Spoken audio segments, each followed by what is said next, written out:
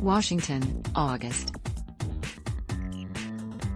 26, 2019, Globe NEWSWIRE. Last week the United States Court of Appeals for the Ninth Circuit confirmed judicial misconduct complaints against two federal court judges, filed by political solicitor Carrie Lee Peterson, of which are connected to a petition for censure impeachment inquiry on 2020 presidential hopeful Senator Bernard Sanders, seemingly Democratic Party status and false swearing allegations recently filed at U.S. Senate Select Committee on Ethics and an ongoing legal action pandemonium, burning in federal courthouses coast to coast like a Stephen Kingless drama/thriller series of Carrie, derived from a quasi-political issue in controversy linked to an Ohio radio broadcasting company, a penny stock company CEO, straw man, from Utah, who plead guilty to SEC charges that Peterson was later criminally convicted for in 2018, a New Jersey securities attorney, who as of 3 days ago had a sealed stipulation order for a 12-count indictment, and actor Daniel James Bond Craig, as reported by Time.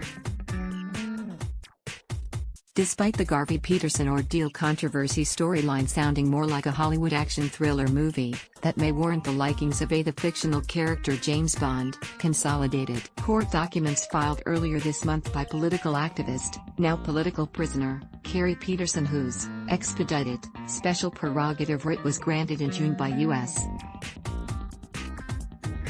Circuit Judge Philippe Restrepo in the Third Circuit, for an injunction against stonewalling adjudication on Peterson's uncontested motions for release pending appeal and movement of appeal proceedings led to the judicial misconduct complaints against U.S.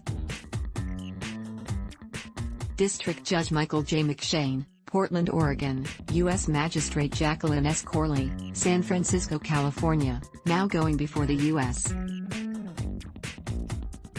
Ninth Circuit Court Chief Judge Sidney Thomas for judicial misconduct reviews. Based on federal circuit court documents, the Garvey-Sanders-Peterson havoc is, ironically, between two legislative solicitors, lobbyists, from Capitol Hill, Brad Deutsch and Carrie Lee Peterson, who both shared mutual business interests in international law in the Asia-Pacific region, legalized marijuana industry, cannabis regulatory development,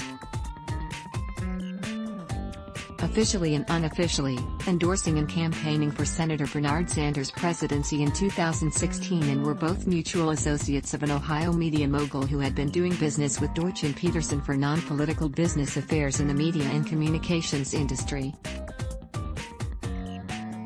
4 news articles about the Garvey-Peterson ordeal had provided a more colorful description of the extraordinary issue in controversy, a short version of what exactly happened according to Peterson's complaint, but federal Judge Michael J. McShane of Portland, Oregon, who is also a subject of Peterson's judicial complaint, called Peterson's claims of Garvey's tortious acts of private and pretextual prosecution and egregious interference with the administration of justice, fantastic and futile in an interpolated memorandum order of dismissal on Peterson's civil suit for an injunction filed against Deutsch's law firm, Gary Schubert Bearer, back in March. Consequently, Judge McShane dismissed Peterson's complaint before any oral proceedings, claiming that his reason for doing so was because Peterson did not file a necessary court form, as a prisoner filing a civil suit under 18 U.S. Code Section 1915.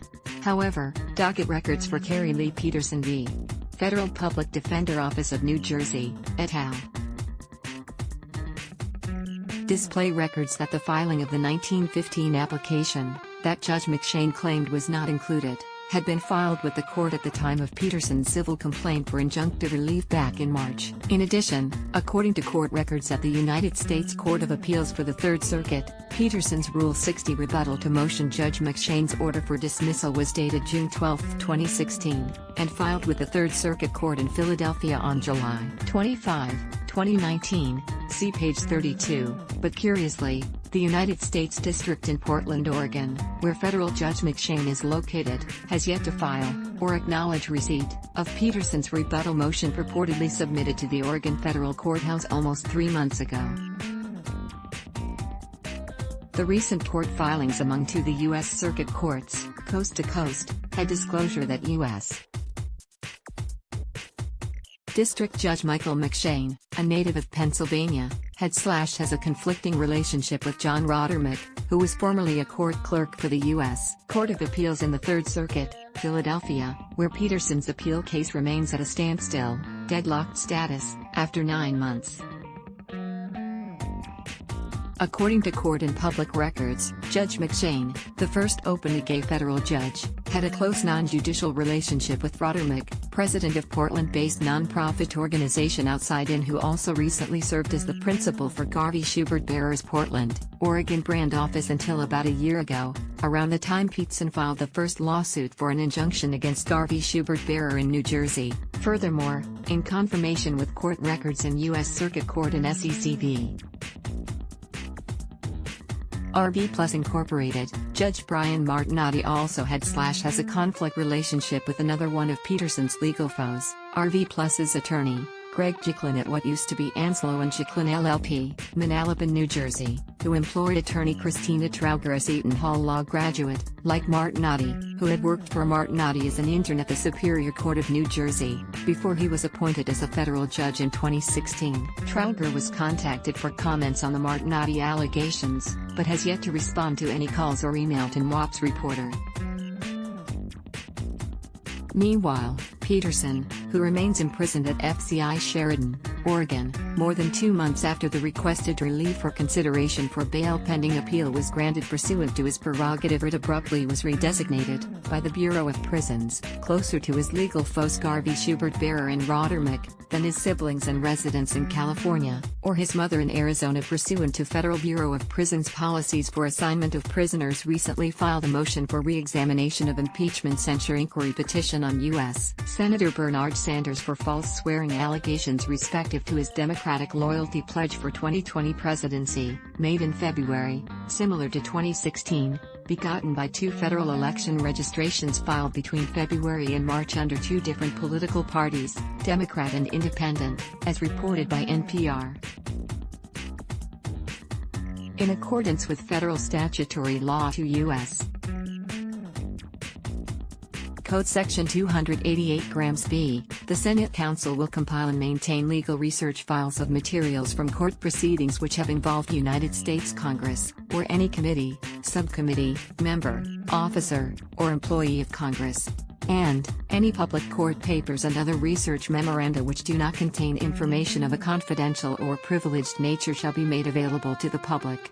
Consequently, this means that under mandatory federal law, the dozen or so federal administrative and judicial cases of the Garvey-Peterson ordeal, including the gotcha evidence and the curious content between docket entry numbers 2, showing inaccurate personal data and an unexcused arrest warrant under seal from March 10, 2016, 4, showing an incorrect date of arrest, 5, showing a scheduled preliminary hearing that never was waived or took place, 151, and interpolated an uncontested Rule 2933 motion for judgment of acquittal, 153, another uncontested motion for an injunction and protection order against damage or liability from unredacted blue sheet data, and 171, a court document filed by Special 543 Attorney Ari Fontecchio of Arnold and Porter for the U.S. v.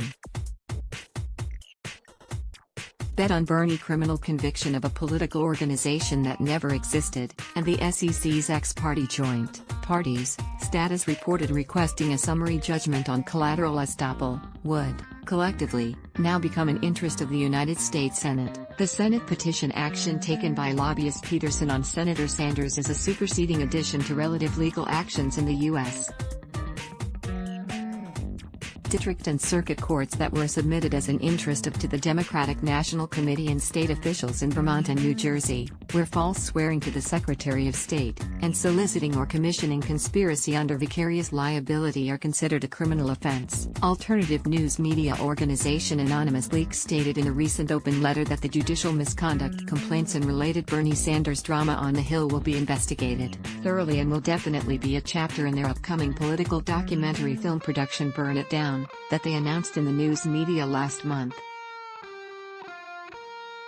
About All Their New World Order Politics is a webcast that focuses on global political issues on public integrity that raise the unquestionable and ignored topics that many believe to be conspiracies or cover-ups generated by the evolution for New World Order and those trying to stop it. NWSWIRE first began reporting on this subject matter set forth above on public integrity back in 2016. See original podcast on Garvey Peterson ordeal. News content by David Delivera. Photo accompanying this announcement is available at https://www.globenewswire.com/newsroom/attachment ng/4cc9 cab 12e14bc7bd6495bb6022a3f6 PDFs available. http://ml.globenewswire.com/resource/download/G1746A1A0644F14BB5B1A5599DL9CB07 http://ml.globenewswire.com/resource/download/151fub6295 4C50B10EC62 deep to 85D38 New World Order Politics. With podcast host David Delivera. Let's block ads.